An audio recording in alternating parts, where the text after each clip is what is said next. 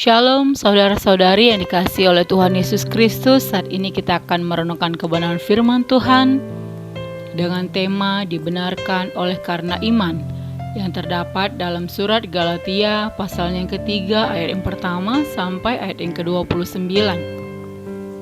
Surat Galatia ini ditulis sekitar tahun 55 sampai 56 oleh Rasul Paulus kepada jemaat di Galatia. Karena pada saat itu, jemaat di Galatia telah dihasut oleh guru-guru palsu yang berusaha untuk memutarbalikkan Injil Kristus. Guru-guru palsu itu menuntut supaya jemaat di Galatia harus menuruti hukum Musa dalam segala hal, khususnya bagian-bagian yang menyangkut sunat, hari-hari tertentu, dan sebagainya.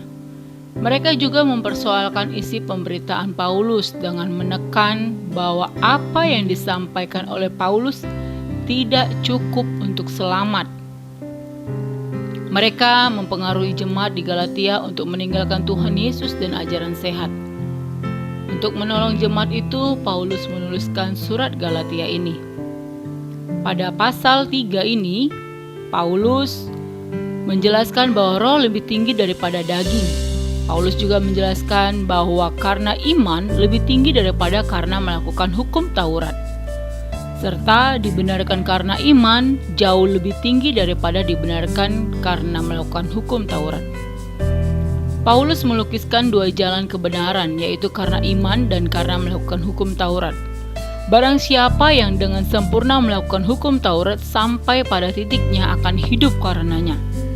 Tetapi Paulus menegaskan bahwa hal ini tidak mungkin dilakukan oleh siapapun karena terjual di bawah dosa. Hanya Kristus yang telah melakukannya dengan sempurna. Kristus telah membuka jalan ke surga melalui ketaatannya itu. Dan barang siapa yang percaya kepada Kristus akan dibenarkan di hadapan Allah. Karena orang yang benar akan hidup oleh iman dan bukan karena melakukan hukum Taurat. Oleh sebab itu, lebih baik diterima menjadi anak yang berdasarkan iman daripada menerima upah yang berdasarkan melakukan sesuatu. Itu berarti bahwa janji kepada Abraham lebih tinggi daripada janji kepada Musa. Yang pertama berdasarkan iman dalam Kejadian pasal yang ke-15 ayat ke-6, dan yang kedua berdasarkan melakukan hukum Taurat dalam Ulangan 28 ayat yang pertama sampai yang kedua. Ditinjau dari segi keselamatan, maka hukum Taurat tidak bisa menyelamatkan, karena hanya menuntun kita kepada Kristus.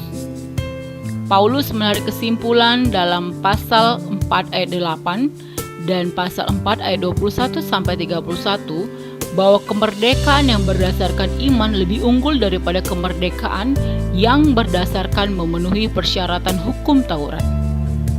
Kemerdekaan yang itu adalah kemerdekaan yang semu yang dipakai oleh iblis untuk menipu kita. Paulus menjelaskan dalam Galatia 5 ayat yang pertama, yang juga merupakan kesimpulan terakhir tentang hal ini. Supaya kita sungguh-sungguh merdeka.